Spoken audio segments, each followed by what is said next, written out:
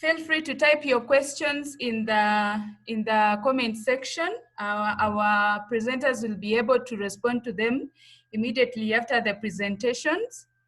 I'll also remind you to keep muting your audio so that we don't interrupt our speakers. Also, to keep the conversation live online, feel free to share the discussion on Twitter. My Twitter handle is VeronRose4. Our speakers will also be sharing our Twitter handles as they begin their presentations. So the purpose of today's webinar, we are living in unprecedented times, and organizations have shifted in operating in continuity mode, which involves working from home. It is actually involving extensive use of technology. New cyber threats are coming in, and we are witnessing use of video conferencing tools, online trainings, online concerts, and so forth. So, and on the other hand, there is a shift of how third parties are operating, how services are managed, and how security is being assessed in this critical moment. So we believe that COVID-19 is spearheading the fifth generation revolution. So today's webinar was organized for the purpose of sharing insights, knowledge, vision, learning new experiences that we've experienced so far. Actually, we believe it is a global reboot. That's why we are here today, and how it is impacting our relationships with third parties, with our environments, and to tackle also ways in which we can maximize value and efficiency. So indeed, the reboot button was pressed by COVID. We believe so.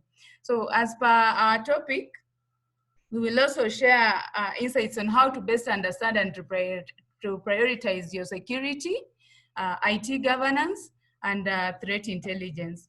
I'll first put a disclaimer. The information that we are going to share during this webinar is our own take on the current situation. So it does not represent the companies we work for. And also, if you consider applying it in your own environment, you are responsible for applying your professional judgment to the specific circumstances presented to you. So the webinar, we don't provide any warranty on use of any content that we are going to share. So at this moment, I would like to introduce today's speakers who will take us through the sessions. Myself, I'll be moderating the session, but I'll also have a presentation at the end of the webinar. I'll be moderating the session together with Gilbert Kill. And our first speaker will be Hemang Dosh. Hemang Dosh is a CISA. He's a DISA, he's a ACA, he's an ISO 27001 and ISO 22301 lead auditor. How did I come to know about Hemang? As I was pursuing my CISA, I happened to use, actually his website was so much resourceful, and it helped me so much when I was writing my CISA exam. So I even wrote an article about his videos on, you can actually check his videos on www.cisaexamstudy.com. He's from India.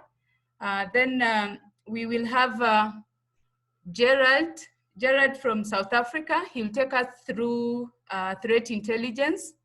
We will have Norbert Mutinda. He's a CEHP, PMP, ITIL, ISO 27000 lead auditor. He'll take us through IT governance. And we'll also have Anthony Muyoro. He's a CISA, CIRIC, CSXF, ITIL. Anthony, actually, I serve with Anthony on the Isaka Kenya chapter, and I truly admire his leadership style as our chapter vice president. Then lastly, I'll take you through lean auditing. So at this moment, the session will cover the following areas. We'll talk about the state of cybersecurity. We'll talk about IT governance, threat intelligence, cybersecurity, and audit of third-party service providers. So at this moment, I would like to hand you over to our first speaker, who is Hemang Doshi. He will take us through audit of third-party service providers. Hemang, are you there? Hemang?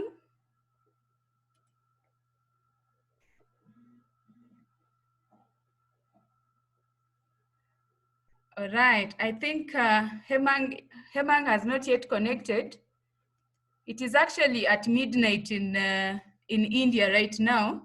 So we can go to the next speaker as we wait for Hemang to connect. At this moment, let me introduce to you Gerard Rafal. He's a stakeholder engagement executive at BitCrack Cybersecurity from Johannesburg. Gerard, please go ahead with your presentation. Thank you.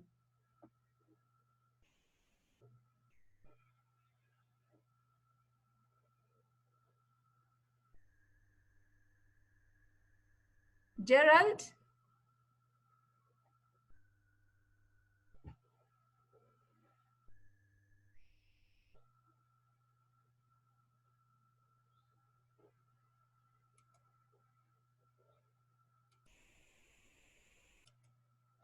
Gerald?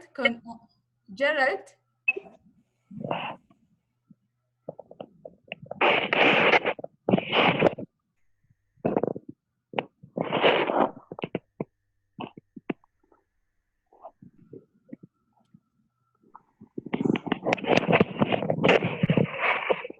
Gerard, please proceed with your presentation.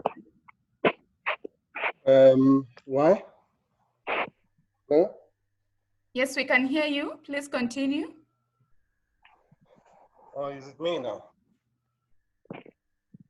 Hello? I lost connection. Hello? We can hear you, Gerald. Please continue.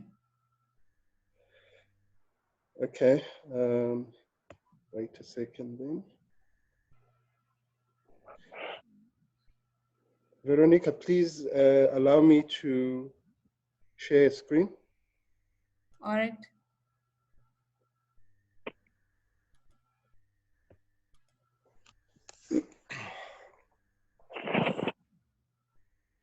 It says disabled by,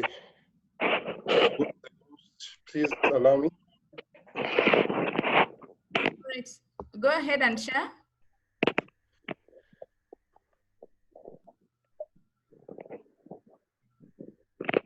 Yeah.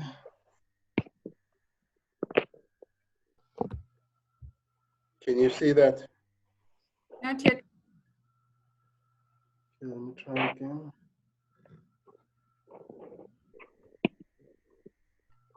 Gerald? Yes? I see Hemang is joining now. Okay. Would we let him do the presentation first, because it is midnight in India, so we let him do his presentation first and then we proceed. No problem, you can do that. All right. Am I audible? Hemang Doshi here. Yes.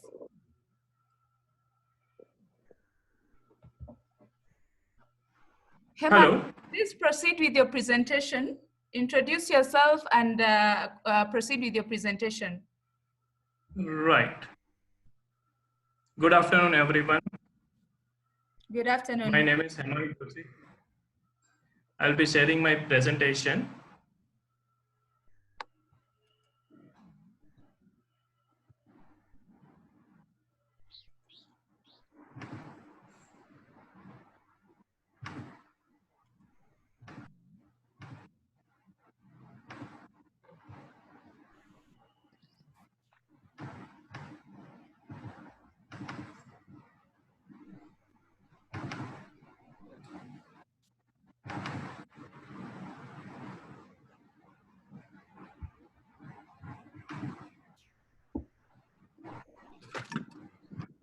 Can you see my screen? Not yet.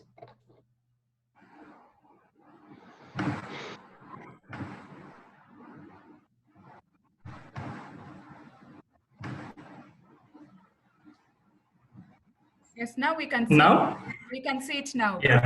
Yeah, thank you. Can we start now? Yes, we can start.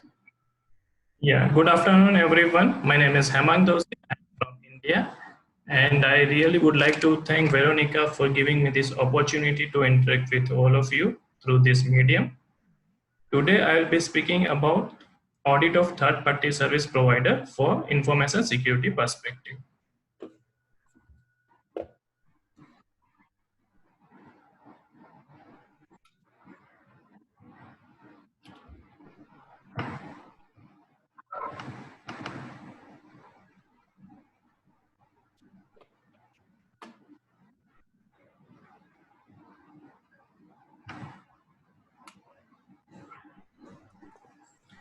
So, first, let us understand what is third-party service provider. Third-party service provider are basically a body engaged by our organization to provide services to their client. Example includes call center, business process outsourcing, data entry, and third-party administrator. They work from the insurance company. Generally, we know this as outsourcing of the process.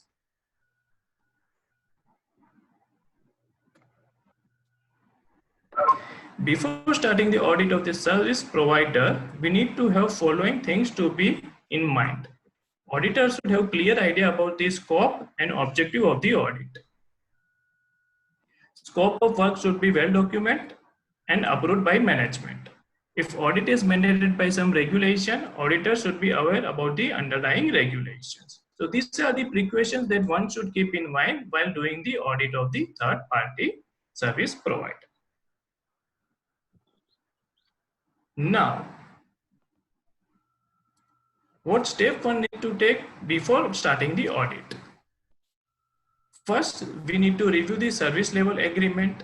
We need to see what is the nature of outsourcing. We need to see terms of the contract. What are the information security clause? What are the business continuity process clause, etc. Then, as an auditor, we need to review the last year audit report and see what are the high risk observations and what is the level of compliance. Also, we need to understand end-to-end process before starting the audit.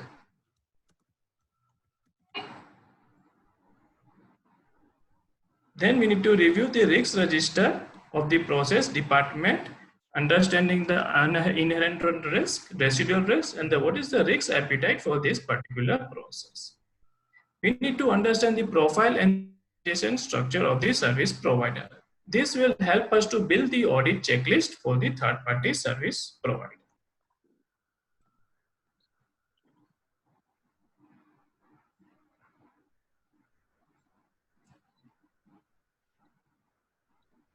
First, we need to review the service level agreement, and there are certain must-have clauses like right to audit clause. Right to audit clause will give easy access to service providers' record data and documents. Confidentiality clause and non-disclosure agreement. Service provider should have appropriate non-disclosure agreement from its employee. We need to also ensure whether service level agreement contains the confidentiality clause, integrity clause, and availability requirement of the organization. Also, service level agreement should have no outsourcing clause. That fourth party should not be involved. It should not be subcontracted.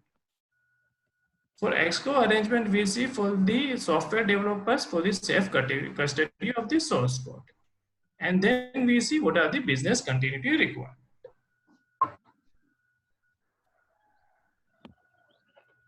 Hi, Hemang. Hi. We are unable to see your slides. You're not able to see my slides? We only saw the first page of this presentation only. We can't see the rest of what you're trying to explain. Okay, now can you see audit checklist? Not yet. Not yet. Oh yes, now. Okay.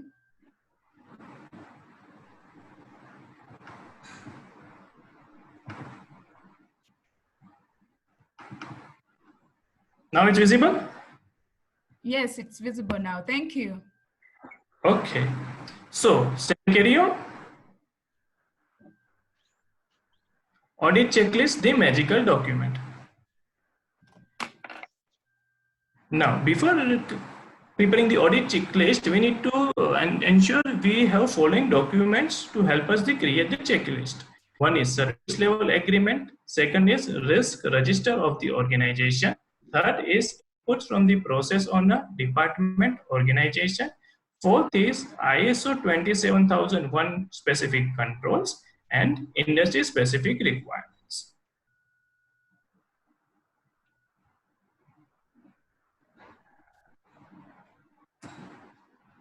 ISO 27001 controls are a globally recognized standard for information security management system.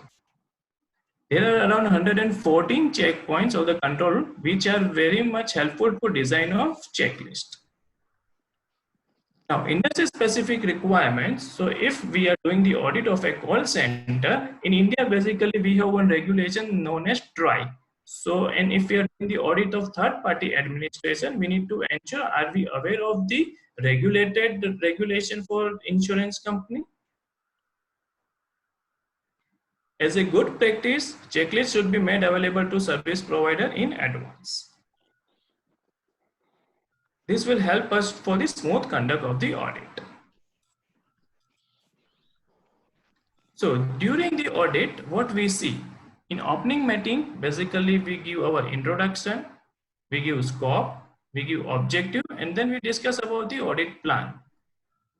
Then we have quick understanding of the process.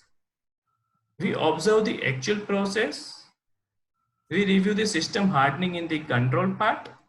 Then we run through the entire audit checklist. And finally, very tough job for all of the auditor, that is closing meeting. Now, floor walkthrough and the desktop security is the most ignored aspect. So what we want auditor is to spend much time on floor walkthrough and desktop security. And if you go in sequence, it will help you to for a smooth audit. During floor, what we see whether they have exclusive arrangement for organization's process or every process is being carrying out from the same place. That is the risk.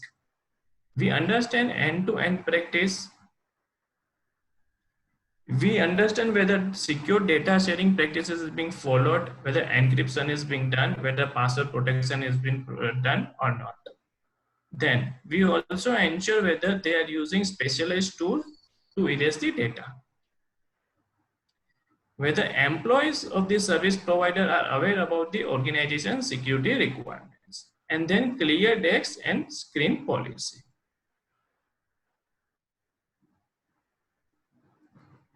Desktop security, I will quickly run through what actually we see. These are the theoretical part, I will take the practical aspect. Okay, so what we see, whether pre-saved password are being saved in the browser or not. You open a particular browser. This is Google Chrome for the example. You go to the setting.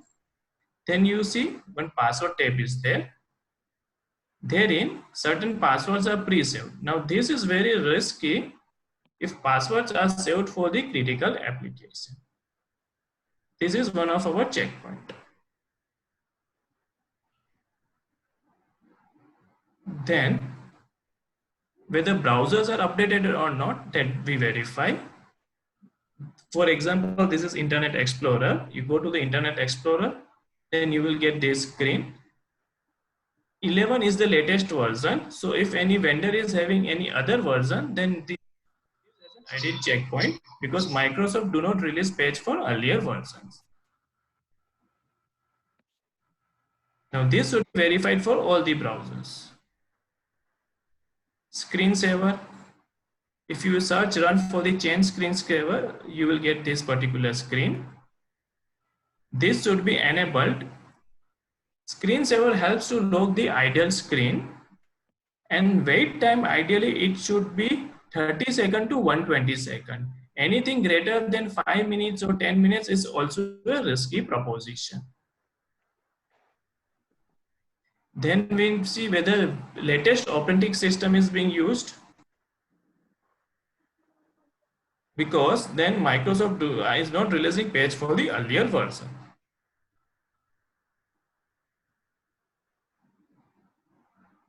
Then we see whether window is licensed or not.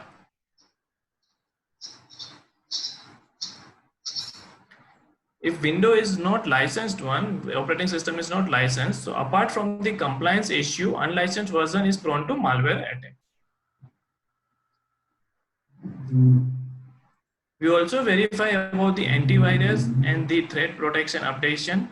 As a good practice, scan should happen every 7 days and signatures should get updated almost on daily basis.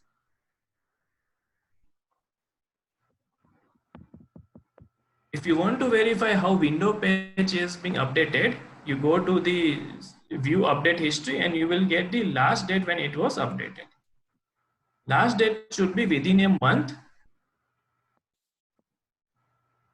We also see whether guest users are being enabled or disabled for the service provider's laptop. So you enter this command lusrmgr, you will get users, click on the users, then it is download arrow that indicates that account is disabled. That is a good sign. Then we do change date and time verification. Users should not be allowed to change date and time, otherwise it could have impact on logging and audit trail. Similarly, we verify whether clock has been synchronized with the common time element. This will help in correct log capturing and audit trail. We verify whether installed software in the system are as per the approved software. For this, we need to go to control panel, from there to program, from there to program and features, and you will get all the installed list. You compare this with the approved software list, and unauthorized software should be reported. Similarly, autoplay feature should be disabled. This will prevent automatic installation of any executable files. USB device is also an important concern to protect the confidential data. You go to device manager. This downward arrow is basically indicates that USB is disabled. Password management is one area that we verify whether they have proper password complexity being designed, capital letter is being required, special characters are required, whether minimum 8 character is there or not. Sharing of first time password should be made available to only users. Automatic expiry of password at defined interval. And what is the risk of single point of failure? Password deployment. So this is basically what we do. We open the CMD command prompt and type the command net accounts. We will get this screen. And we will compare these variables with password policy. So for example, here maximum password age is 42 days. This we verify with approved policy, and if any deviation is there, we basically report the same.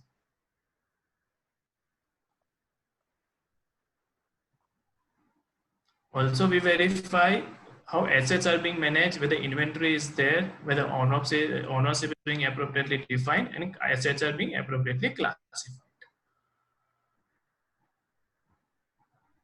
During audit, we also verify one important aspect with respect to HR. What is the recruitment procedure? What is the action process? How the access is being provided?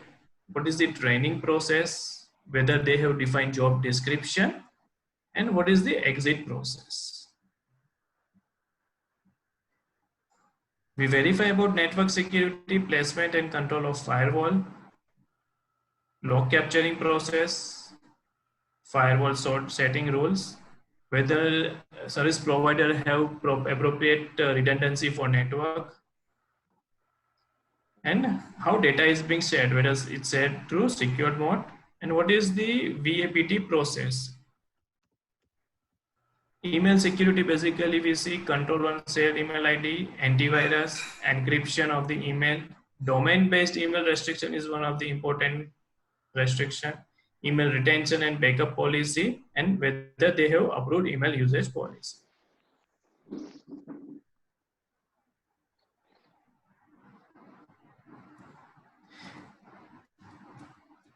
Business continuity arrangement, we see whether they have availability of approved business continuity documents, whether it's being periodically reviewed and updated, whether BCP testing has been carried out, whether BCP training is being conducted. Backup management, therein we see availability of approved backup policy, restoration test, backup media management, offsite storage of backup. Then we see what are the compliance and risk management process of the service provider, what is the risk management structure, how the compliance is being done, and what is the internal audit procedure.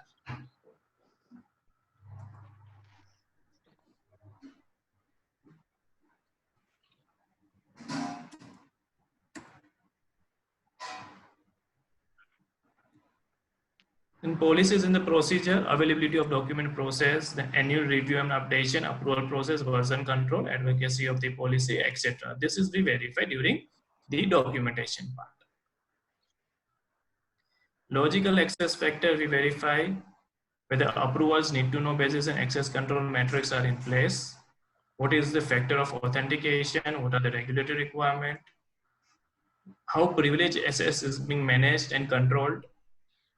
What is the approval, risks assessment and monitoring for generic accounts? How log capturing and monitoring has been taken care? And what is the user access review? Now, most difficult part for the audit team, that is the meeting. We discuss the findings, we obtain auditor's view, we discuss recommendation and closure timing, and then we take appropriate sign. This is basically risk categorization for third parties from Institute of Internal Auditors. Strategic risks are the risks which have reputational damage. Operational risks are basically physical security and quality related risk. Human resource risk is basically inadequate training, lack of personnel. And technology risk is basically business continuity and disaster recovery.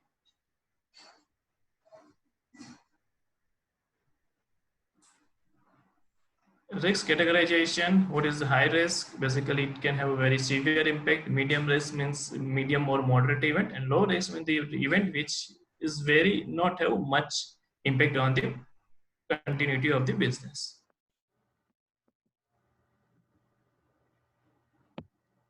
Finally, it is very important to determine whether audit report has created any added value for the client. Thank you. Sorry for very fast. Actually, I was allotted only 15 minutes. So within 15 minutes, I tried to complete the full. Thanks a lot. All right. Thank you so much, Hemang, for the presentation. I hope our audience has now a clear view and an understanding of how to audit third-party service providers. Especially, I've quoted something on understanding the versions of the applications the service providers are using, and also if the applications are authentic. Thank you so much, Hemang, for this presentation. You can view more of Hemang's presentations on www.cisaexamstudy.com. Yeah. Right. All right.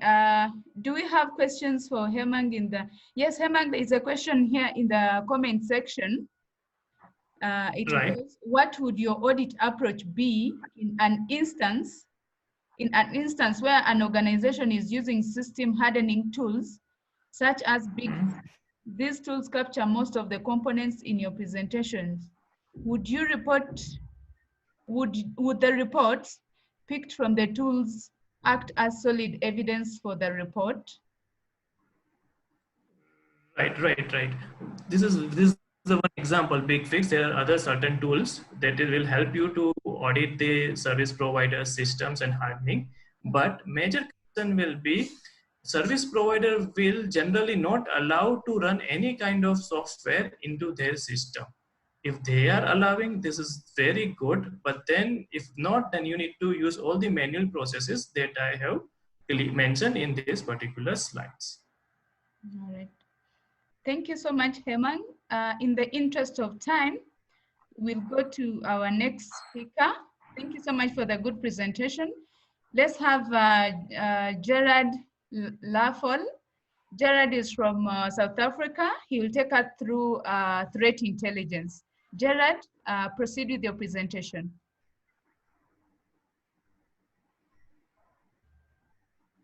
Hello, can you see my screen? Not yet. Yes, yes, now, yeah. Can you see it now? Yes. So can you see it says, have you been hacked before? Hello? Yeah, we can see. Yes. Okay, thank you. So yes, I'm Gerard Rafal from South Africa, company called Weaponization, South Africa. We look at cybersecurity. There's many angles where we play in, but for today, as I'm concentrating on the threat intelligence, the reason being is looking at the challenging times we're living in quite now with the COVID-19, it's even more pertinent to look at this subject because criminals or hackers, they are not relaxed during this time. This is the time where they are very active, where they will try different things to lure us, even in corporate sector or what have you. So this is the right time to look at what is out there, what are the threats that may come by, and how can we look at our own organizations, as it were. So as we go through the slides, you will see it covers quite a lot that you might interest you. So we can keep the questions till the end. But with the first one, since it's a question asking, have you been hacked? You find that most organizations don't even know. Gerard, Yes? sorry to interrupt. Yes? Would you Yes? have a full screen of your presentation? Let me see what's happening. Like on slide here? Yes, there. Is it better? Yeah.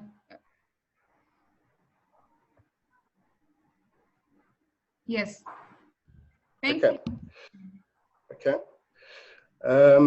So as the question says, have you been hacked before? You'll find that most wouldn't even know.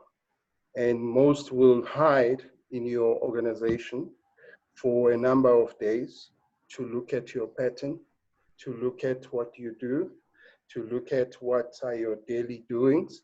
And then from this, they will learn your mistakes, as it were.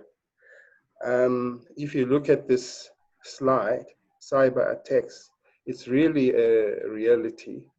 We find that there's huge increase in cyber attacks, in the crimes, and you'll find that in your organization, to take about 147 days for the hackers or the crime to just sit in your network to monitor what you do every day and to monitor how you run your systems, as it were, and to monitor where your firewalls are and how you do internal communication.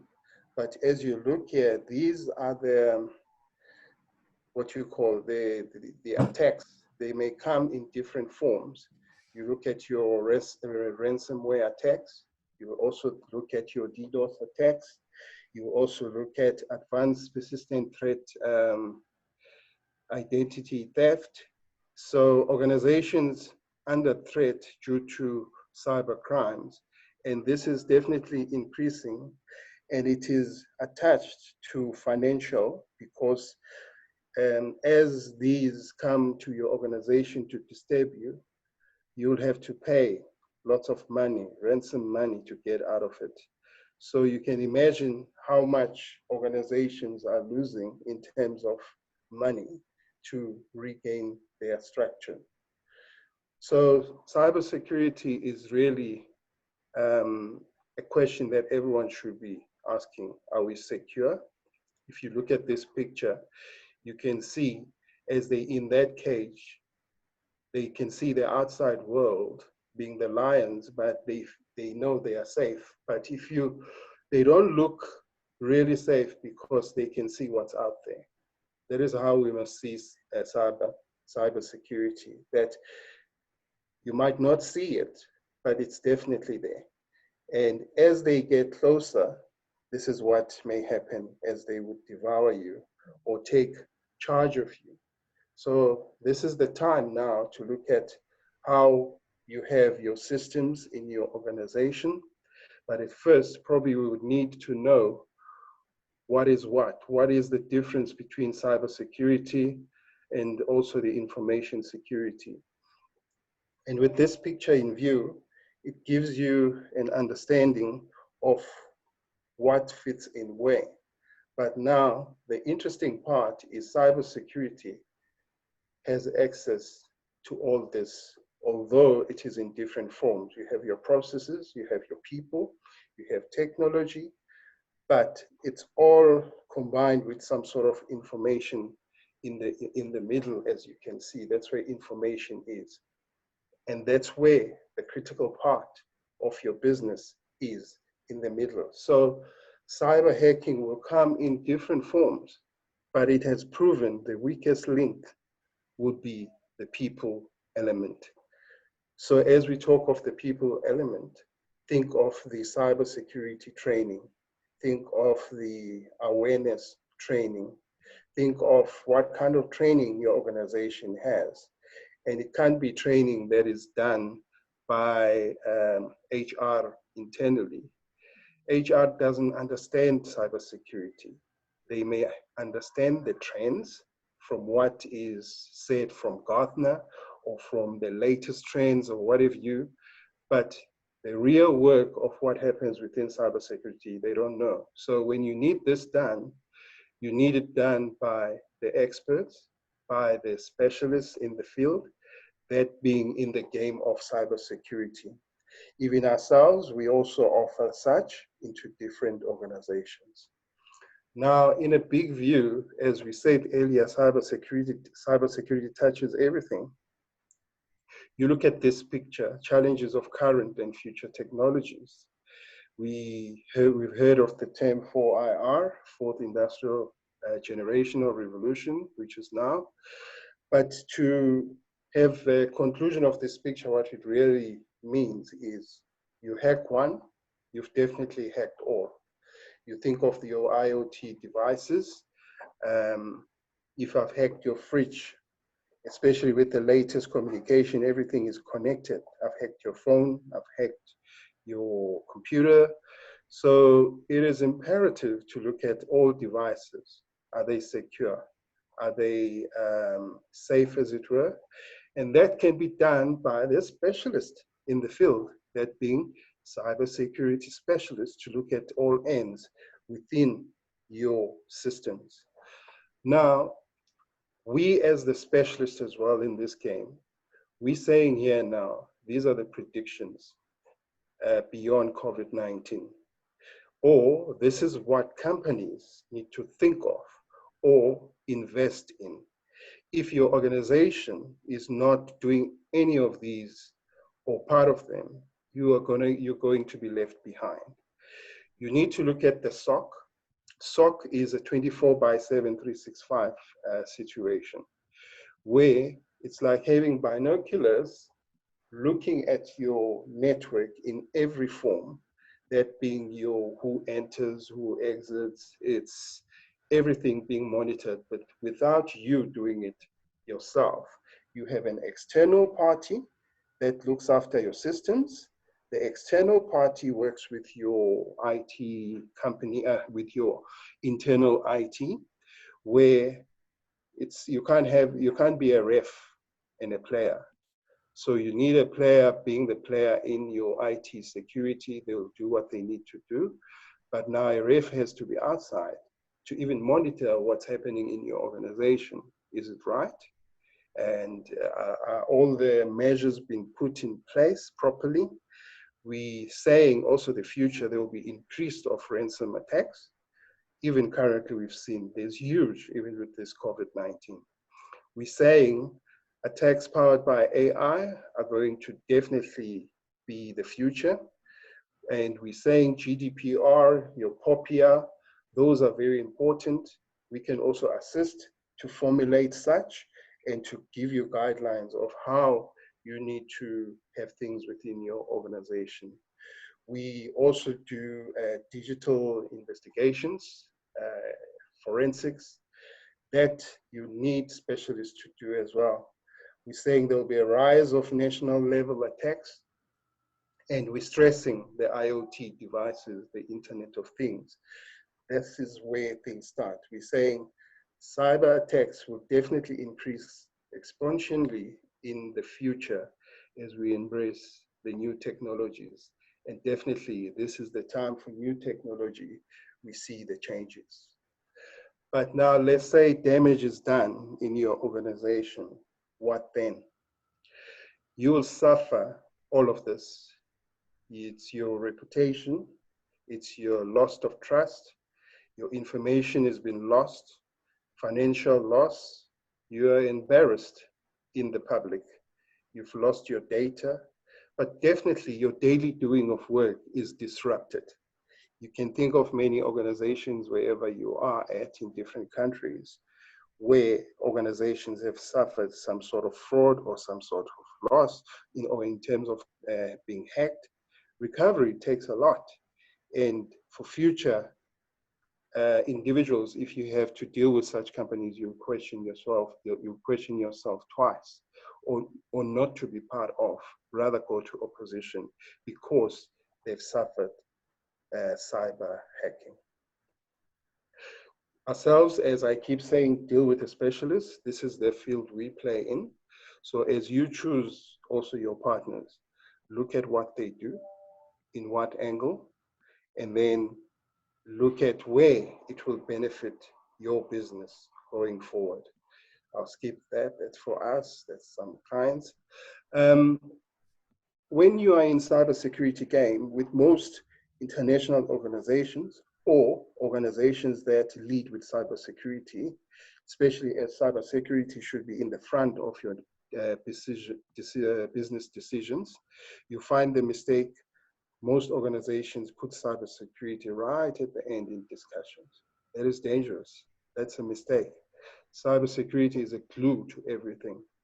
Your CEO vision, your business vision, your cybersecurity vision, it all ties together when discussed upfront with the cybersecurity specialists to look at what are the risks for the business, to look at has everything been covered, to look at we can even example, look at your Wi-Fi policies, how strong are your Wi-Fi and what have you. But for the right organization, they will need to conform to the NIST standards, which we as well abide by them.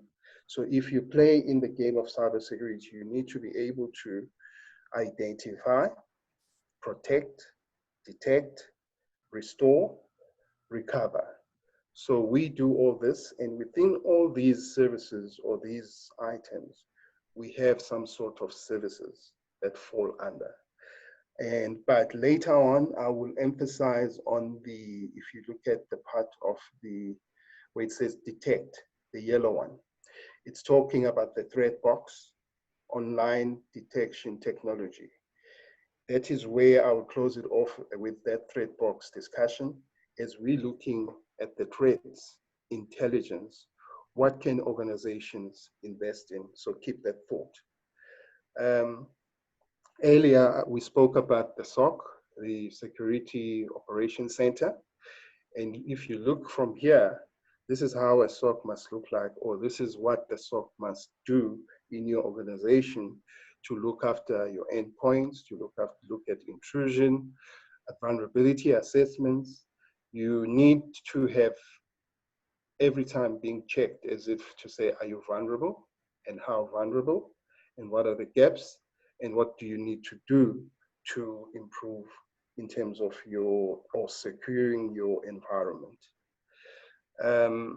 Some of the services that sit in the cybersecurity stack, we call it in the professional stack. this is what we'll do. We, of course, will do the penetration testing. We DFRR, the digital forensic investigation. Cybersecurity training, we've spoken. Social engineering is very interesting. You need an organization that will also, when it comes to training, cover social engineering. And social engineering is where the cyber hackers will be luring your staff or luring the reception to get into your organization. Could be by opening emails, and then they are in your organization. We'll also assist with architecture in an advisory space to cover cybersecurity. We look at governance and strategy development, so we get involved in all that. I did mention, as we said, we want to talk about the threats or the threat intelligence. So hence, as ourselves, we have created the device, which also, out of this recent activity, the COVID-19, we've now launched the online device, or it works virtually, okay? As you can see by here what it does, what it is an intelligence device. You would know of your honeypot, of your canary. This is the advanced level of such, if you have experience or you know those in the field. So how a threat box would work, it copies or it mimics, simulates the look and feel of whatever system or application that you want it to mimic. Could be your payroll, could be a scanner device if it's in the mining sector. You want it to look and feel like your, let's say in the mining could be a PLC device, so that when a hacker wants to hack your PLC devices, they'll go in to the very threat box. It allows people to hack it, but as they hack it, it's giving feedback to our dashboard, which IP is hacking. If it's internal person, it's even easier to find. We can even say the IP address that is hacking this particular device is a person sitting third floor. Here's his IP address. We can go right straight there, there and there, and do mention that you are doing something illegal. So a threat box, it is a deception technology device. It detects, identifies, it reports on hackers. So it looks at the malicious activity that is happening on your network. So you're almost having a big brother that is helping your network guys, your IT guys, to say these are the abnormalities that have been found. It's different, unique. It has different, unique functionalities, which may cover different things, and it works with other. We have our dashboard. We use LNVOL, which is AV, but we work with other brands. Your Splunk, your FireEye. You can think of so many out there. We definitely can give reporting on such devices as well. So it would sit on our dashboard and we're able to report. If you wanted to look at it in terms of, in reality, how it could work, think of on my left of your screen, that's where the hacker would be, outside your firewall. He'll be trying different things to get into your system. The middle part is your network. Now, those things, boxes, it's multiple of threat boxes. In this case, you think of a landmine. If you want to put a landmine, you wouldn't put just one.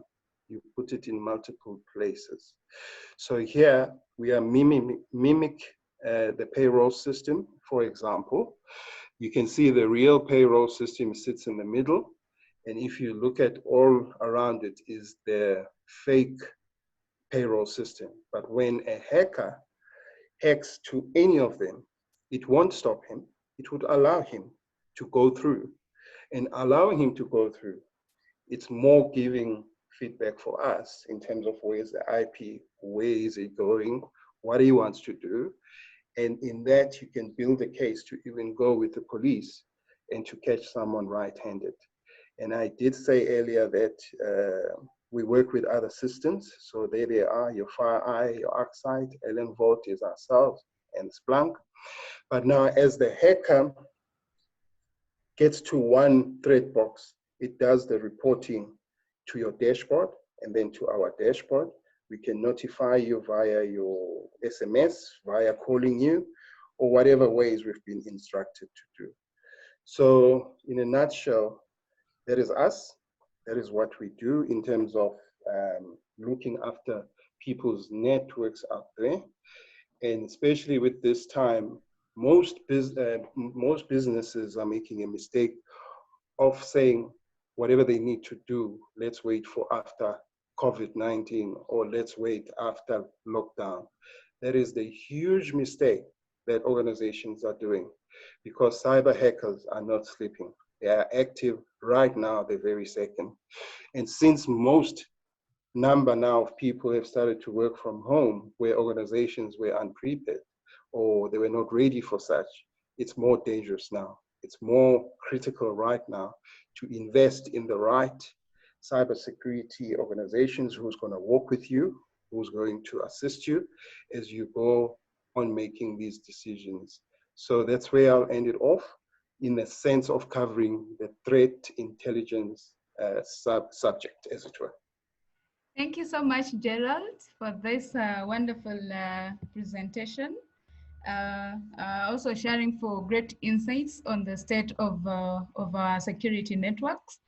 I see there are no comments in the comment section or questions in the comment section, in the chat section. So we will just go to the next presenter just now. Thank you so much, Gerald. Now I would like to introduce Norbert Mutinda to take us through IT governance. Norbert? Hi, Veronica. Thank you for the opportunity. So let me just share my screen, then we can begin.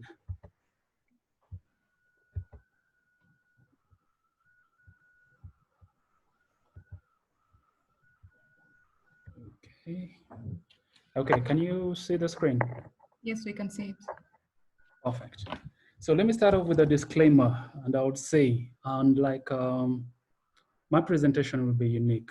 It will not be informative in terms of trying to teach you what you already know, but it will be more of provoking your ideology and your thinking on what needs to be done.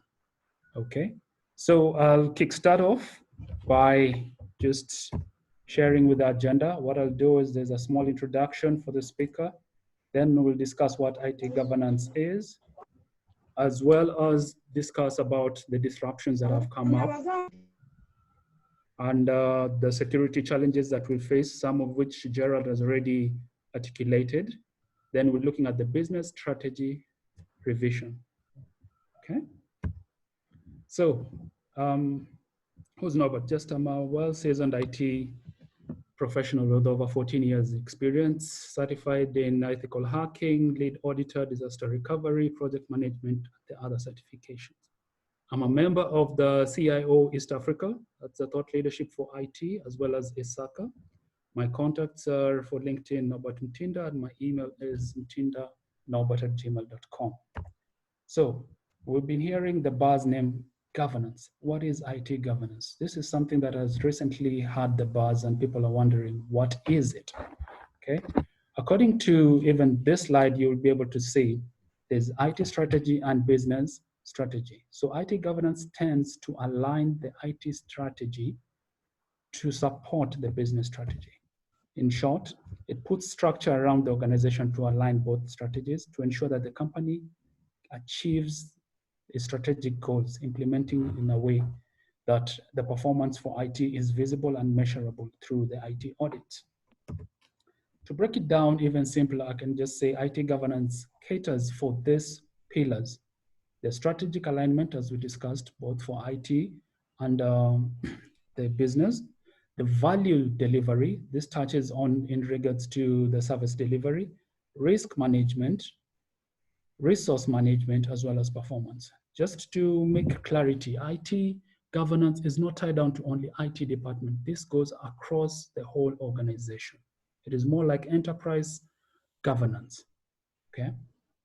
So, something that needs to be distinguished, governance versus management, because you may hear there's an IT governor and there's an IT manager. What is the difference? The difference comes in when the governor is given the mandate. This is a group of individuals who are given the mandate to take in all stakeholders' needs, take in the business objective, evaluate them, and determine which direction the business should be going to. Once the direction is established, now management comes in and decides how are we going to do this. So, and plan how it's done, run with it, monitor.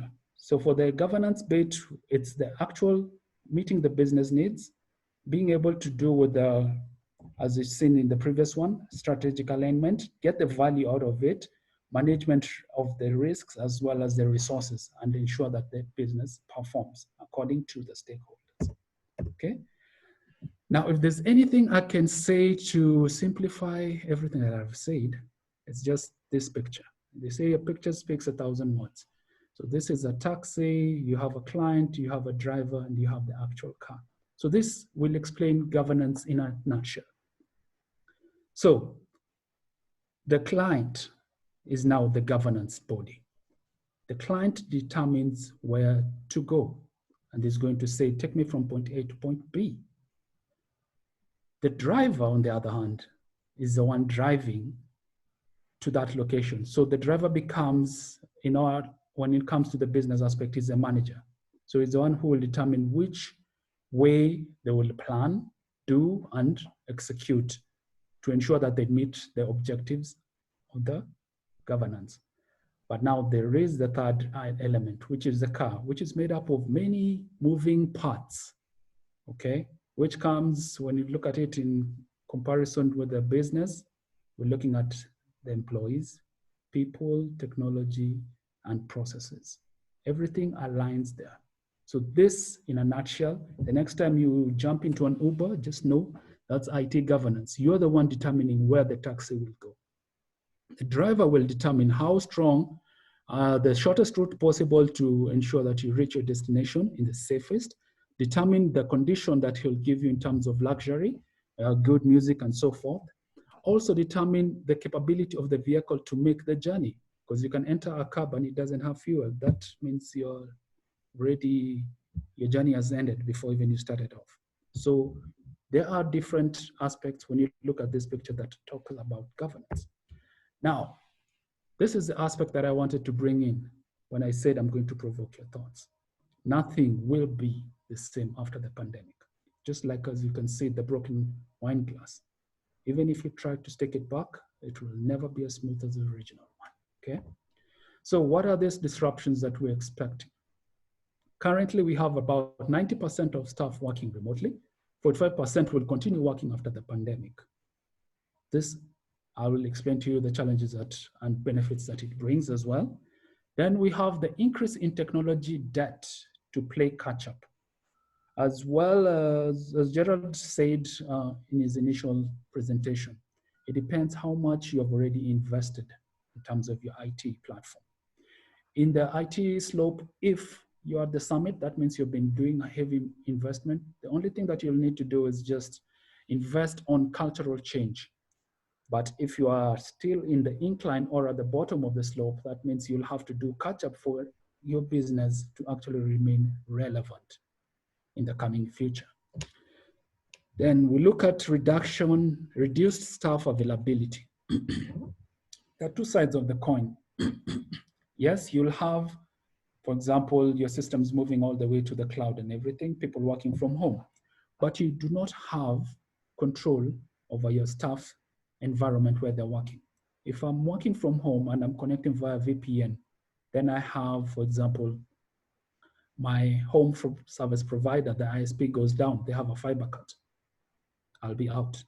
I can decide to tether with my phone. Okay, that's, you can say it's a workaround. But then what about if power goes off? You see the disadvantages that comes with it as well, okay? Then there'll be increase in cloud migration. This is a positive, according to a positive disruption. Now, I know most firms had set up roadmaps, 5 years roadmap. By the time 5 years is, we're going to be on the cloud environment. We're going to move in phases. But due to this disruption, it has fast-tracked everything. So we'll have software as a service, infrastructure as a service, and platform as a service accelerated in an exponential manner, which is good. There'll also be change in IT and audit operation scope. Now, take an example, a firm that used to have the physical on-premise servers. So you have a physical server room. Then now, due to this pandemic, the management decides you move to cloud. So there's no longer the controls which the auditors used to check in regards to the condition of the server room, if it's raised, if it has air conditioner, if it has extinguishers and everything. All those things will become irrelevant. You'll have to start again from afresh, come up with new controls. How am I going to audit the cloud environment to ensure that also similar conditions are attained? So that changes the scope. Then we look at less supervision, more result orientation approach. Managers were used to managing people by walking about, okay? But that will change because right now people are working remotely. How do you ensure that people are actually working? It's simple. You change it to become result oriented. In the morning, you have a kickoff meeting. You decide, yes, these are the objectives for the day and these are the timelines. In the evening, all you need to do as a manager is look at what deliverables have your people given you, okay? You may have two different types of people. The people who can sit down for 3 hours, full concentration and be able to deliver the work, and they have the rest of the day free, which is fine. That gives them also advantage to have the work-life balance. But then we're keeping also catering for ladies who may be nursing young kids. So they may not have those 3 hours straight.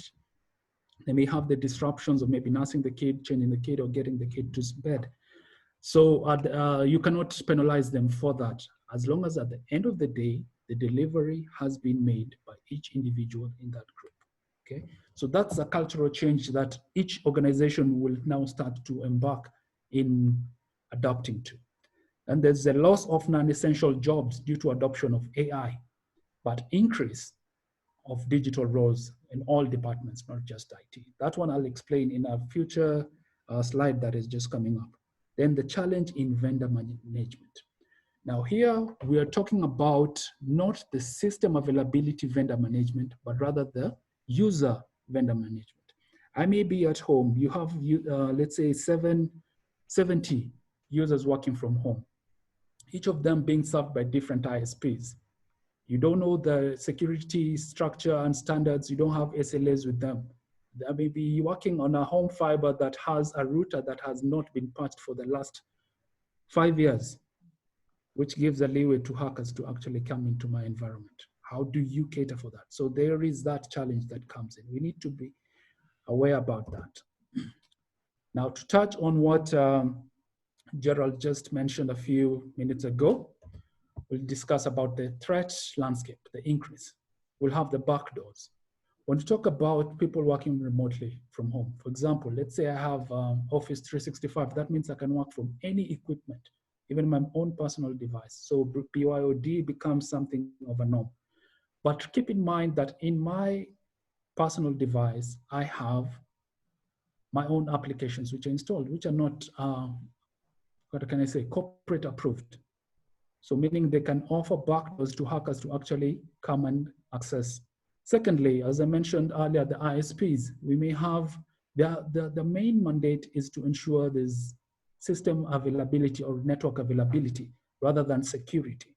So as long as they ensure that you are 99% available in terms of internet access, then what happens to the patching of their devices, which may be used to get the session hijacking? Yes, I may be using an official VPN for the office, but a session hijacking means just gaining access and using it like the authenticated user, okay? Then we have internal threats. This has been the biggest headache even in all corporates, where we have the users who have both logical and physical access to our organization and data.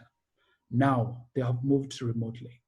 In the offices, you could have access control. In the offices, you could have the threat monitoring, network monitoring devices. You may also have certain things such as secure printing. You may also have certain things like, for example, the cybersecurity AI, like the dark trace, which can be used to monitor the human behavior. But now people at home, all those tools become redundant because you cannot access someone in the different ISPs, okay? What happens? Then there's man-in-the-middle attack. As Gerald has also said, you may have someone who has an evil twin network, a network which is identical to your official network. I will, because this is on the public domain, I'll just say there are some power companies which have recently been quoted and have been noted that there was some IT guys who had replicated the whole network in their basement. So they used to replicate everything that is happening on their servers, and being able to do so are able to change and deal with the integration, the integrity of the data, resulting to fraud happening. Spear phishing, this is where now you'll get an email from your boss saying that they're going for a meeting and they need you to, let's say, credit their accounts immediately. And by the time they're out of the meeting, they need to fly out or they're going somewhere else. This will be a challenge. Yes, we know how bosses sometimes are under a lot of pressure. And every time you question them, as a good IT security person, you'll have maybe to say, let me call them and confirm. But every time you start calling, they will doubt your competence. I wrote you an email. It was me. I gave you clear instructions, but you have not executed. You're still calling me. So most of the users, after maybe the first incident, they will tend to action immediately without question, leading to a lot of fraud happening. Your endpoint devices, that's another thing. There will be in different networks. You won't have, in terms of compliance, the group policies cannot be updated immediately. What happens?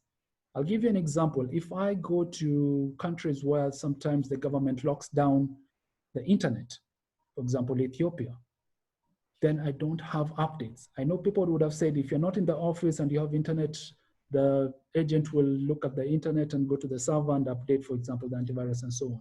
But here you are in Ethiopia, there's no network, but still you have an assignment to do where you have to address and interact with clients and have deliverables done.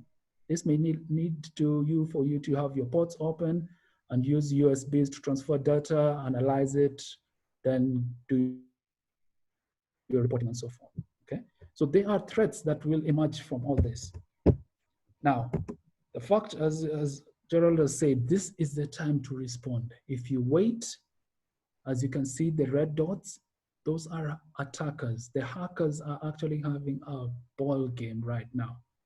They are ensuring and maximizing on users' ignorance, vulnerabilities for ISPs, the fact that now you don't have network monitoring tools that can detect them on real time. So that ensures that people need to be on top. The big question is, what do you do when you don't know what to do? This is a new pandemic. This is not something on a regular operational day. It's not a SOP. It's not something that happens on a daily basis. So what happens? Go back to the drawing board. Hit the backspace. The business needs to re-strategize its objectives, as well as review the below critical aspects. First, how advanced should the risk management framework be? How effective are the current risk management practices? And what is the most effective and efficient way of closing gaps? One thing I'll say about IT governance is there's no one solution fits all. It has to be custom-made for each and every organization, depending on the needs, the risk appetite, the financial strength, and everything, okay? So after doing all that, what you need to do is link it with management processes. In my case, I've decided to choose audit for this purpose of presentation, because internal audit reviews the effectiveness of the controls, meaning the alignment between the internal audit functions and that of the controls within the IT governance risk management process. is critical, leading to the shift of how auditors will operate in the near future. Now, right now, business is not booming as usual. Question is, I know you've seen this severally. What are you doing to enhance yourself? Looking at the question where I said AI is going to come and take up some jobs, this is already happening. As you can see from the screen, the first one is we have the chatbot. The Safaricom have the Zuri, which is now replacing the customer service client or agent, where this artificial intelligence can actually answer. It has a database, it searches for any questions and gives you feedback. We have even the lawyers being challenged in terms with AI, where you have an app you can download on your phone and ask the different queries and get a legal advice for less or even a tenth of what you would have paid your lawyer to do. Netflix, here we're looking at, this is something we watch on a daily basis. We have, remember the days where we have the Warner Brothers producing different movies and so forth. Now we have AI, learning the different ways and emotions of human beings, coming up with different ideologies of how a movie should start, the main body, and how it should end. Next time you go watch Netflix, look at the information. If it doesn't show the year it was produced, it means it was created by the AI that you're actually watching. You'll only have actors with scripts that have already been written by an artificial intelligence. Then we have medicine as well. Here we have a lot of technological impact in terms of AI with medicine, and even contract management and contract review and creation. Nowadays, you can spend as little as 5 minutes. You just go to an application that has an already made template for the contract. You just input your details, your name, your ID, your PIN, the nature of the contract. Then it spills out a well-defined contract for minimum cost compared to what if you'd have done if you had gone to a lawyer or someone else. That also explains, or rather rides on similar things as when a lawyer graduates from university and they become a pupil. That is the lowest level. And they start to integrate and get into the information for law. The tasks that were given can be replaced by AI, and it's already starting to be replaced by AI. Most of the law firms are actually incorporating AI such as Luminance, which does the due diligence. And it takes less time, has more accuracy than actually the human intervention. So ladies and gentlemen, what I'm saying is, how relevant are you? How relevant will you be after all this? What are you doing to remain relevant? Okay. We can even see the content creation robots that are there. The bloggers will now disappear one way or another when a trend through machine learning. The AI will try and learn what's happening. So the question is, in terms of auditors, do you really think if lawyers, doctors, IT guys are being replaced, do you really think that you will remain relevant for long if you don't upskill? Okay. Because remember, an audit is checking if things are working correctly, the controls are working correctly. So if I have an AI that has been fed with all the parameters and filters to check, why would I need to employ 50 auditors? So we need, rather than try to compete with AI, look at other business opportunities. There will be millions of jobs which have never existed that are going to exist starting today. So with that, I come to my end of my presentation and open to questions. Due to the limitation of time, I know I can only take up like 2 questions maximum. So these are my contacts. If you need to reach me, you can find me on LinkedIn and my email address. Thank you. Back to you, Veronica. Thank you so much, Norbert. I see there is a question that had been posted, but Hemang has been able to respond to it. So in the interest of time, let me welcome our next speaker to proceed so that we don't spend a lot of time on Q&A. So at this point in time, let me introduce Anthony. Anthony is Vice President of ISACA Kenya chapter. Anthony? Thank you, Veronica. How's everyone today? As I share my screen, I'd like to thank Veronica for this opportunity. I think following up on the webinars that she's been hosting. I think there's been a lot of learning and information. So can you see my screen? Yes, you're starting to share. Yes. Excellent. So my name is Anthony Muyoro. I'm just going to briefly touch on some of the key imperatives. I know my colleagues have been able to capture very, very well, especially on this topic of cybersecurity, that I'm really going to touch on and just to highlight the key imperatives.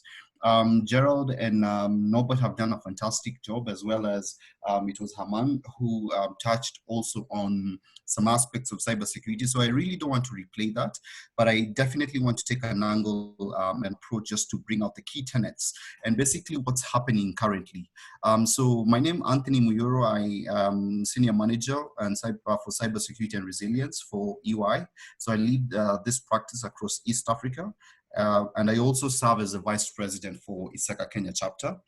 So pretty much this,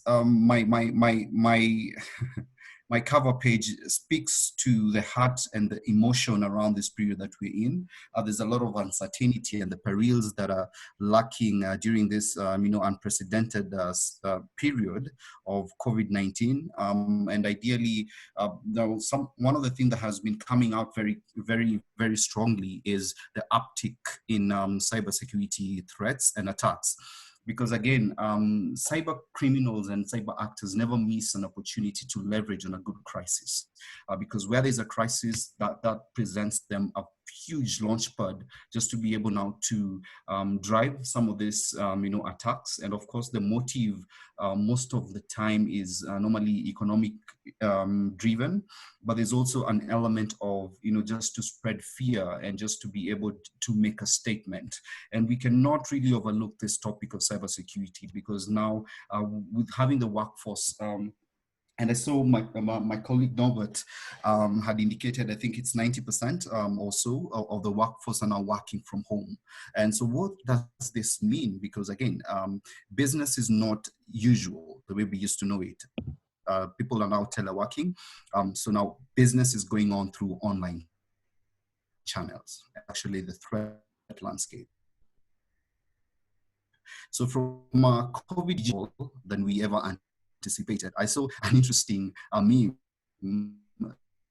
showing a business that was being asked if they're ready for digital transformation, and they were like, we are not ready. But now there was a huge destroyer thing for coronavirus of COVID-19 that is actually now forcing businesses to be very digital in the way they work and the way they behave. Comes this huge topic or problem, if you may, of cybersecurity.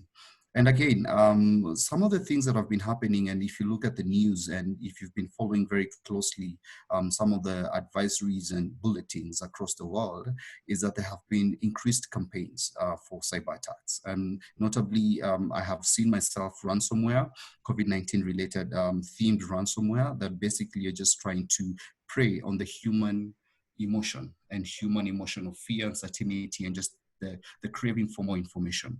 And they have very innovative ideas and scenarios that they actually use for that, because now everyone wants to find out what WHO is saying, or what these other credible sources are actually saying. So there's also an element of them masquerading and being able to lure unsuspecting users into clicking or doing what they want to do. I saw an interesting app, but it was taken down, and this was actually the coronavirus tracker. So it was a sort of a heat map of the cases that are being reported early days, and this is somewhere the second week of March. So what used to happen is that the same app would actually download a payload to your device, and then ideally to act as a CNC. So someone would actually have remote access to your device, and this is actually a fact, and many variants have been coming out of that. So this is a new avenue that we've been seeing some of those attempted attacks. And at the very top, we've, of course, the websites that have been masquerading as, information just to tracking the cases and all that. And this ideally would actually infect your machines and infecting and suspecting user machines, as well as the mobile apps that have also been having these malwares. And phishing campaigns, of course, and have been very, very dominant at this phase.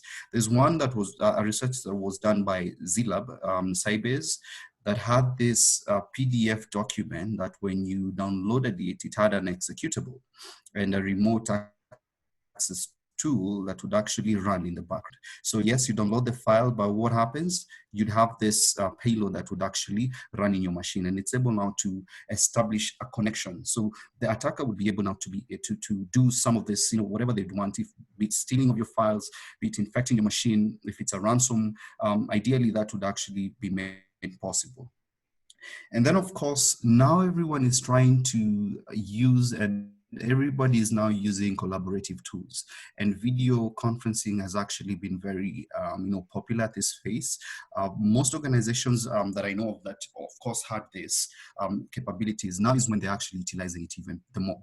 So we've seen a couple of login hacks, and just to be people, or rather cyber actors, who've been stealing credentials. But there's an interesting one that caught my eye, is on the Zoom. There was a leaked information in terms of 500,000 Zoom logins were leaked. In actual fact, these logins were actually leaked, long before even COVID-19. And this was actually done through a third-party platform. The interesting thing is that sometimes what may appear a bit direct may not be direct, because ideally some of these platforms may have security issues, but organizations taking the right steps just to find out the platform that we really want to use, what we want to use as just to communicate and to share sensitive business information. Is it secure? Because sometimes it's just a Google search away just to find out if this is the right platform to use. I've seen government agencies that are using such platforms, and of course the sensitivity on what they've been, on the information that they use and they deal with and they handle would actually raise a bit of concerns if what kind of due diligence are they doing around that? Because this is now a very huge launchpad for some of this cyber attackers, if you may. Going on, I think with that context, it's good to mention that this is normally based on the generic, what we call the cyber kill chain. And this is pretty much the steps that any cyber attacker would actually follow. Of course, there is normally a slight variation of the same, but it's very generic, because the first thing any cyber threat actor would actually want to do is to do a recon. And recon is where we say is when they want to find out information about their threats. Now, about their victims rather. Now, COVID-19 has made it very, very easy for them, because everyone, like I said, the biggest asset in any attacker's arsenal is human emotion, human fear, and any other emotion that would actually make someone to really want to or feel motivated to gain some information. It can be, and that's why you see most of these scams saying that you've won X amount of money. They're normally successful because they prey on that emotion of, you know what, I want to get money. But in this instance, it's actually driven by fear. I saw an interesting, interesting phishing email that was actually alluding that new symptoms have emerged for COVID-19. To any natural human being, I would really want to know if this symptom, if the new symptom is something I need to be worried about, or do I have that new symptom? So what happened is that it was able actually to lure so many people into clicking that link. And in fact, and in a natural instance, that led to many people being compromised. So ideally, this COVID-19 situation, that the pandemic has made it a bit easier for some of these attacks to actually happen. The second level is normally weaponization, and weaponization is how do you and what do you craft? How do you enable that tool, and what do you build to be able to launch that attack? So this can be done in various ways. It can be a payload that you actually create using some of the tools that we have in things like Kali Linux, Metasploit, exploitation tools and whatnot. based on the information that you actually got in the first phase. So once you've done your background in the recon phase, you're able now to build a tool that can actually be can be successful on the attack on the victim side. And delivery is normally the most interesting one, because there are various ways to get that weapon, or rather to get that threat, exploit if you may, to your victim. So right now, of course, the most popular method is normally through either email or being sent, or a drive-by download, where you lure people to come to your site, and then once they visit your site, either by clicking, they're able now to download that malware or that toolkit that you actually have. So it's a question of how do you get this to your victim. So cyber attackers normally do this, and they use creative ways. I've seen attacks such as rubber ducky attacks, where you throw USBs on the floor. And, you know, again, it's just human behavior. When you find a USB on the floor, the most natural thing to do for most people is to take that USB and plug it in, because they really want to find out what is this that it's inside this USB, because I probably want to retain it, but I want to know what is it storing. So that human emotion and drive is actually what normally makes people so susceptible to some of these attacks. And then exploitation basically is where now you're able now to achieve the objective that this tool wanted to achieve, which is to either gain data. It can be either to encrypt the disk drives if it's a ransomware, and so on and so forth. And then, of course, the installation is where you actually have it now deeply rooted in the machine, just to be now present in your host environment. And command and control, this is where we have remote functionality, and this is the remote commands that you're able to send to that, I would call it, to the other side where it's sitting in the host. And then exfiltration is now basically like drawing data, or doing the things that you want to do. It can even be passive listening into conversation as a third party. So pretty much that's normally the cyber kill chain, and it's actually an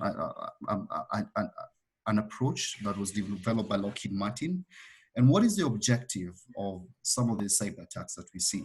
And ideally, this is normally, and most of the time, it's all about the data. It's all about the data or the information that they want to achieve. It can be financial information for obvious gain. And like I said, most of the time, the motivation is normally economics, but it can also be something else. It can be espionage. They really want to, spy, or they want to do something that ideally is aligned to their objective. And this is the thing that we need to understand on how do we make sure that we secure and fortify the gates. And what I mean by the gates is, what are these agents, or what are these things that would actually hold that data, or would actually be avenues that can be used to store that. And that is where now the whole idea and the body of knowledge of cybersecurity comes in. And this is where we secure these assets that have information, these assets that have data, these assets that can be used for value by the company, but these same assets can be used by this, cyber actors to do nefarious things. So things like workstations right now, you have your workforce working from home. They have information that belongs to the company, and they're not under your network anymore, but they are basically working off their own network. So you have no visibility on how their security is. I think nobody mentioned that you might have a user who's using an unpatched router. So what are some of the risks that comes with that? Applications. You want to protect your corporate applications. Now you've made your employees probably tunnel through VPN. And one of the things that I know is that the average corporate infrastructure, or the normal corporate infrastructure, was not designed to have 90% of their workforce VPN tunneling. It wasn't designed to hold that level of load. So with such a situation, then ideally there's this instance where it's possible to stress also their network. It's possible now to even the tunnel that they're supposed to use be able now to bust it if it's not well secured. Because ideally, by design, most of the times it's normally a forethought that we don't think we'll have a situation where we have to have everyone coming from this, tunneling into the organization. And then of course, Active Directory, and this is where your identity, your corporate identities would actually be held. Is something that you need to protect, because what happens if the wrong user or rather a dummy account with administrative privilege is created? Mobile devices, now you have your MDMs and mobile BYODs, where people would actually also be using their devices to handle information. What kind of security do you have? And the obvious is perimeter and network. And this is basically how people communicate in and out of the organization. So how do you manage this cybersecurity threats during such an interesting time of COVID disruption? And of course, I mentioned that threat actors are really taking advantage and are really using their skills just to be able to take advantage of this crisis. And it's also expected that some of these cyber activities might have longer impacts for organizations.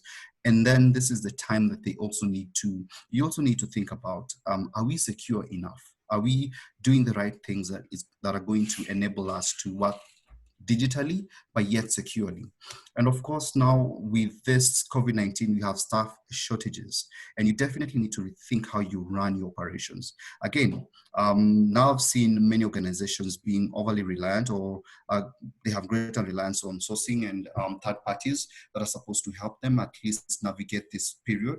But this should also not be done in a way that is not risk oriented. And I mean this in this way.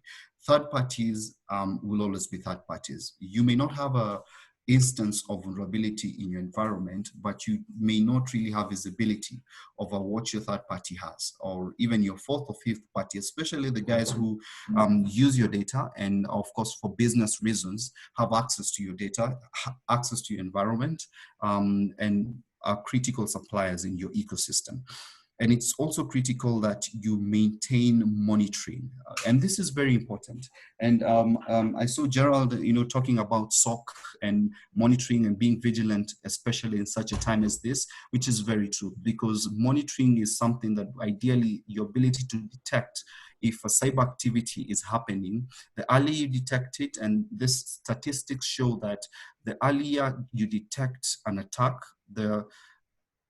you sort of mitigate it becoming worse, so to speak, because you may actually, the more it's left undetected, the more expensive it is in terms of the impact and the loss. So how can cybersecurity adapt to uncertainty? And this is the approach and ideally the thinking that we also have, and just to advise clients, is you now need to consider rapid risk assessment, especially the areas that I've mentioned, like on network security, teleworking, areas that you need to really have a fortified environment. Things like endpoint security. How many laptops are now being operated remotely? What are some of the controls that you have on those laptops? Things like encryption, EDR, anti-malwares, things like endpoint protection. Basically, that's something that needs to be put on the fore. And then, of course, leveraging third parties is something that also need to be looked at, but from a risk perspective, just to manage, and even from an SLA. Of course, from a governance perspective, third parties are very important, but there's a way and there's a risk-oriented approach to handling them. And this is something that even as we are starting to rely on third parties, organizations need to look at that. And then, of course, I mentioned this for laptops and, of course, endpoint devices, making sure that they actually have the right levels of controls while they're working from home. Are they getting enough updates? How frequent are those updates? Are they patching? Are they getting the patch updates, the machines, if it's the antiviruses, and so on and so forth. And then having, from a policy and procedure perspective, very effective yet simple teleworking policies.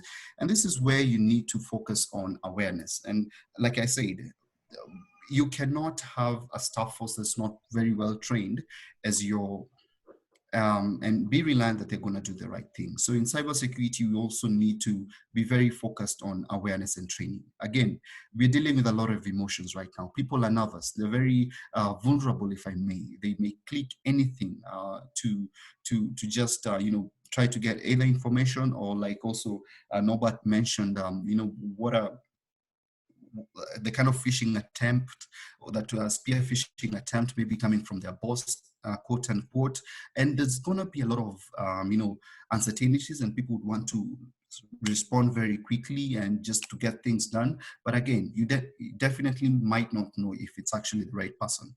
And then, of course, from a people perspective, and this is to get people around the clock just to be able to enable the staff force to work, because now it's a question of productivity, enabling productivity, but the support from the IT tech teams need to be very, very solid as well. So having expertise or guys who are going to support some of these issues that may come from your staff is very, very critical.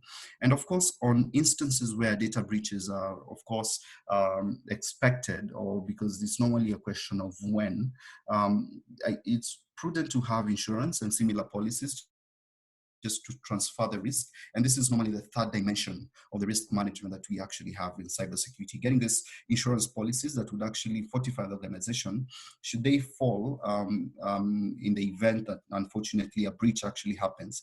And of course, having people who are very well skilled and the ability to respond to incidences effectively and very fast. Like I mentioned earlier, it's the speed to respond to an incident can actually save an organization from the impact in the full glory of that impact that may happen. So what is the now, next, and beyond of COVID-19 disruption? Right now, and I think this is actually, this is the approach that we are taking, but there are three approaches to this. First is the first aid, the things that need to be considered right now, immediately. And then there's the next, and this is normally the medium term, the 3 to 6 months, because I've been hearing predictions that this situation might actually proceed for a few months. But what is that? What are some of the imperatives that needs to be considered? And of course, beyond COVID-19. Believe me, I think we've started a new normal. I don't believe that this is going to be, life is not going to be the same again. What a revelation that has come out is there's a new way we need to rethink our world. Lucky for us, the technology of the day can actually support such disruptions. So in the now, we need to allocate cybersecurity resources just to support the business effectively. You need to also have things like policies and procedures, and this is the governance around it, because it's not a topic that should be approached, without guidance, without a proper structure. So we need to have enabling policies and structures in place, as well as awareness and training, and this is enabling and education to your staff force, so that they can know they need to be doing the right thing. They need to be knowing what are the recent threats, what are the ways that I can actually be lured to. If I get an email from who.org instead of who.int, which one is actually the right one? Which one is the wrong one? Because ideally, like I said, cyber attackers will always use the obvious, the seemingly obvious ways to just be able now to prey on human behavior. And then, of course, cybersecurity packages to support and configure some of the endpoint devices securely where they're working from home. And this is where we need to step up the game on endpoint security. And I think I can't overemphasize that. Updated endpoint protection, of course, that's very key. Monitoring capabilities, being able to monitor some of these incidences and some on the environment as we proceed, because if something has happened, there will probably be an indicator of compromise somewhere. I normally say technology speaks, and it speaks. If you touch it the wrong way, it's going to speak. So it's a question of just listening and just being able to look at how this thing is, the environment, how it's going. And then, of course, vulnerability management, and this is the patching and updating some of these updates effectively and regularly. This is something that needs to be done religiously, especially as a time like this. And then secure collaboration platforms, being able to use verified and secure platforms, especially for very sensitive business information. I think this is, okay, of course there are conspiracy theories on certain platforms, but I think an objective review of what a secure platform would actually be should be very important. And then outsourcing function, again, this needs to be done in a very, very risk managed way. And what is the next, in the next 3 or 4 or 6 months from now? Organizations need to have updated risk registers, and they need to do the risk assessment comprehensively so that they have visibility over the risks that they'll be having in such a period, notably cyber risks. And then, of course, your cybersecurity strategy will definitely have to be reassessed. It's going to take a different dimension. The projects that you might have prioritized to have them next year, but you'll see that probably you need to actually work on them as soon as possible. I'm a big proponent of cloud, and this is something. Do we need to move more workloads to the cloud environment? Of course, the benefits from a performance are obvious, but also from a continuity perspective, because it no longer becomes your headache, and now you have a party that's going to help you do that. And then, of course, sourcing strategies and agreements. But beyond COVID-19, what are some of the areas that you need to look at as organizations? Because I believe COVID-19 is here to reveal some of the weaknesses and some of the areas of development that even beyond the few months, we also need to reposition how we look at cybersecurity. And it needs to, and the function, of course, need to be optimized and to enable this new business reality, because working from home is actually a fact. It's actually a fact. In fact, I was thinking, what's going to happen to real estate, to the very many buildings that we have around town? Because now people have realized I can actually get more things done at home. I can actually work at the comfort of my desk and still get things delivered. I don't need to be at a physical premise anymore. So, and this is going to be something that we will get accustomed to. And so cybersecurity needs to work as a trusted business function that's going to enable the staff force to do this from home, but to work remotely. And then, of course, the transformation, of course, at the very heart of it, anything to touch with technology, cybersecurity needs to be positioned at the center, where you have cybersecurity by design, secure by design, privacy by design, so that as you're doing this digital transformation, it's enabled by trust. And how do you achieve that? By security. And then, of course, you need to realign your strategy and also the roadmap imperatives. Like I mentioned, there are things that you may have put on the back burner, but you now suddenly realize that, you know, out of this risk assessment, we definitely need to prioritize some of these initiatives. And then, of course, from a governance perspective and management and operational structure, we expect realignments should also be done just to reflect the new norm. And then, of course, risk assessments to also reflect the revised operational requirements, because now things have happened differently. The new norm will actually need a new approach and a new operational way to look at it. And then, of course, the KPIs and the key risk indicators and key performance indicators for stakeholders should now reflect cybersecurity performance in the new world. It's not something that can be put in the back burner. So this is the context in terms of what we need to do. But again, building capability and building capacity for the new norm becomes very critical. And one of the things I liked, I saw this from Interpol, and this is basically just the guidance on what people should need to do very quickly, even at a personal level. Social media profiles to look at it, privacy and security settings. You need to make sure you have your backups working very well. You need to strengthen your home security and home network. Not so many people focus on this.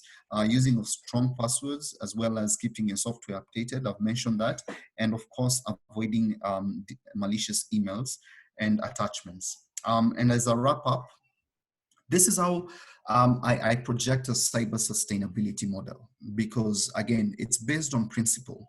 And there's a saying that if you want success in anything, you just need to follow the principle that enables that success.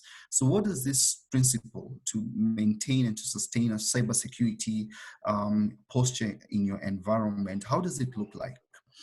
At the very heart of it is governance. And I like what Gerald actually had touched on governance. And when you look even from a COVID perspective, the 5 pillars would actually enshrine effective governance for any IT enterprise. But now looking at the business priority, it needs to be in context of what are we trying to do as a business? What is my business trying to do? Are they trying to be the most digital bank in the region? Are they trying to, give digital, from a mandate perspective, digital capabilities or other offerings to the citizens through digital platforms? If it's a government, what are the business priorities? And then, of course, looking at the risk tolerance. What is our risk appetite? What can we handle? What can we not handle? And then, of course, threat intelligence. Your business model. What kind of threats does it attract? If you're in banking, it's actually very intuitive, the kind of threats that you're going to see, because it's normally economically motivated. If it's a government, possibly it's information for espionage or information by hacktivists that they really want to prove something. So ideally, these 4 principles would actually enshrine. The first one is complicate the attacker's ability to achieve the objective. The harder you make it to seem, don't make it very easy. One thing I know is cyber attackers, and I'm actually a white hat, we are never patient, not unless you're dealing with a very motivated and a focused attacker who really wants to be persistent to get something. We are not patient. Cyber attackers are not patient. You're really going to look for the low-hanging fruits, the easy way in. How best can you get in the environment? So it's your ability to complicate such attacks. And then should they happen, are you able to see them? Are you able to detect them? So do you have capabilities to detect them before huge impacts is accomplished? And also responding. Should it happen and should you detect it, how are you going to respond? Because hope is not a strategy. You need to have a plan. How are you going to respond? Because that is it's really going to help you not only remediate that attack, but if you're told there's going to be even a follow-up, case or something like that, you need to have appropriate measures that you're going to respond effectively. Of course, having all the tenets of forensics and evidence preservation being enshrined. And lastly is to educate. Your staff cannot do what they don't know. They don't know what they don't know, actually. So if they don't know how an attack looks like in this COVID disruption, and if you don't tell them to be vigilant, they will not know. They'll actually assume it's actually business as usual. And then, of course, this is going to help you drive the right levels of change. And these are the simple principles that we basically have. And the more detailed controls, of course, I'm a huge, just like Gerald, I'm a huge proponent for NIST because NIST captures some of this very pivotal controls that you need to have, and across the 5 pillars from identity all the way to recover. You need to have a way of enshrining these controls in your environment. And of course, NIST, they've published, everything is in the public domain. Feel free to download their control cybersecurity framework. It's actually an Excel document that details all these controls in detail. And of course, NIST, next to NIST, we have other good ones such as ISO, and ISO, they normally certify organizations against those controls. And you have other ones like SANS 20, critical security controls, and ENISA. But these are just a few. But the messaging here is you need to identify a cybersecurity framework that you can actually use in your organization. You need to be able to identify what really is going to resonate, what really is going to work for you guys, what really is going to articulate the controls that you need to have. But more important than that is continuous monitoring of those controls, because you need to improve upon what you have. It's never a static conversation when you're talking about cyber controls. It's something that needs to be done in a continuous way, continuous improvement. And of course, capturing the matrices so that you can know what is my measure of success. When I have effective security detection processes, how do I measure my success? And this is where cyber matrices come in. And you need to be able now to capture that so that part of the continuous monitoring, you're able now to capture your successes. I think I'll end it at that. I'm happy to take 1 or 2 questions that you may have. Thank you. Anthony, thank you. Thank you very much for your presentation. Yeah. In the interest of time, we will take the questions on the chat.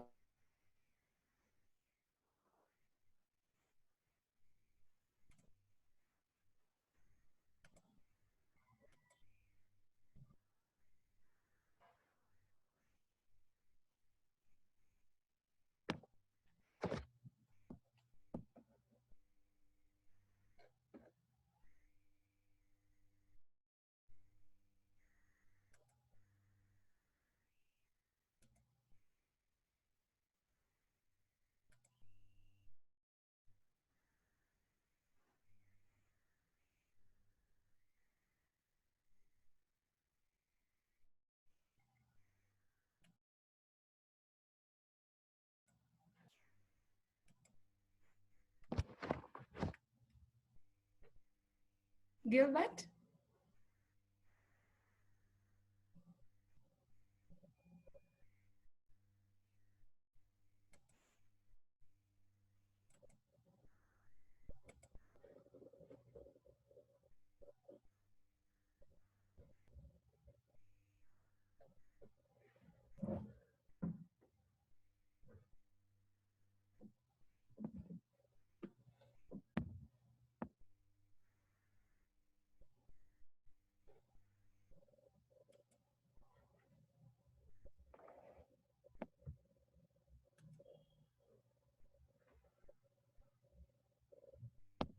Hi, everyone.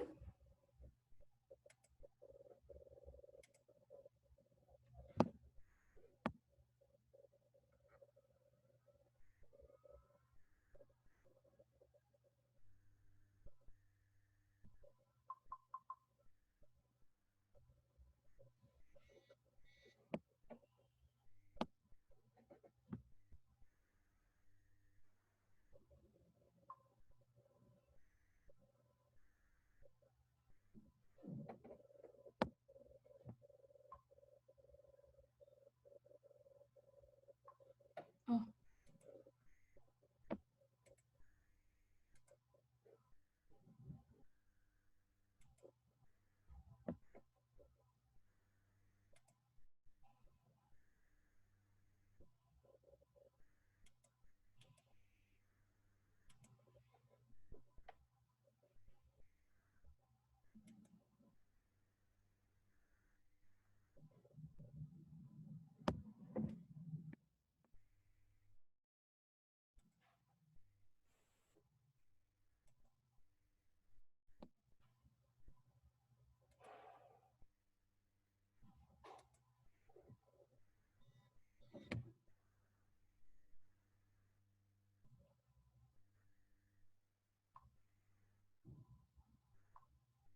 Hi, everyone.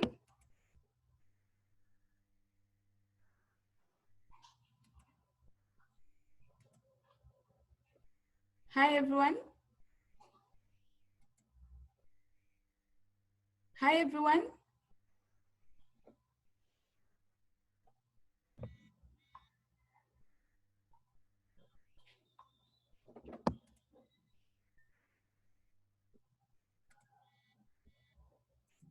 Hi, everyone.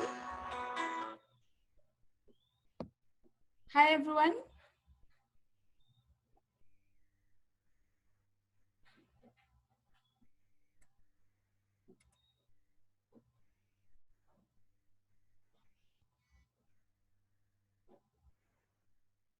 Hi, everyone.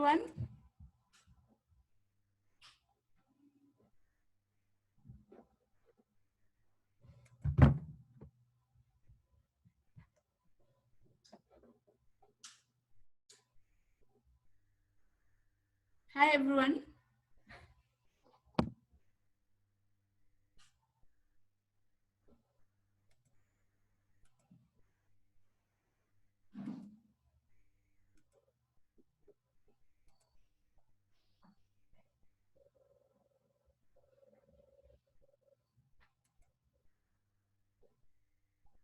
Hi, everyone.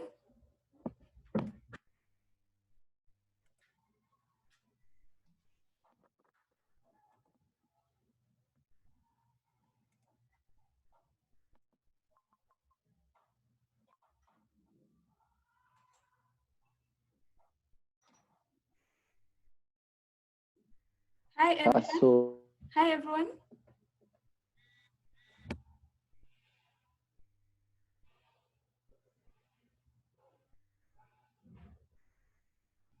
Hi, everyone. Can you hear me?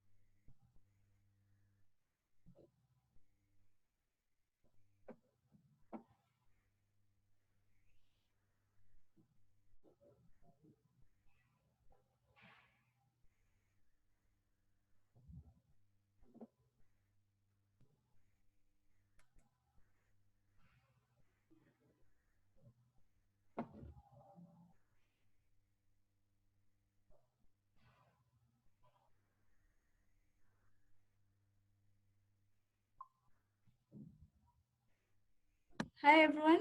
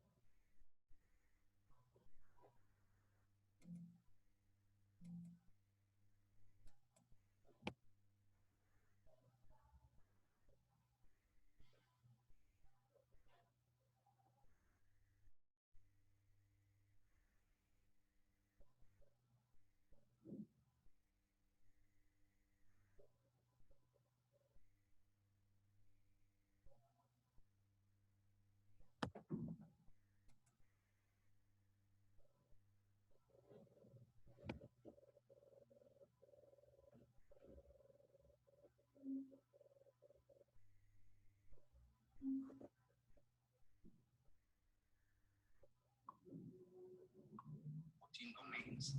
When you're doing your audit, you need to prepare your audit checklist and your audit program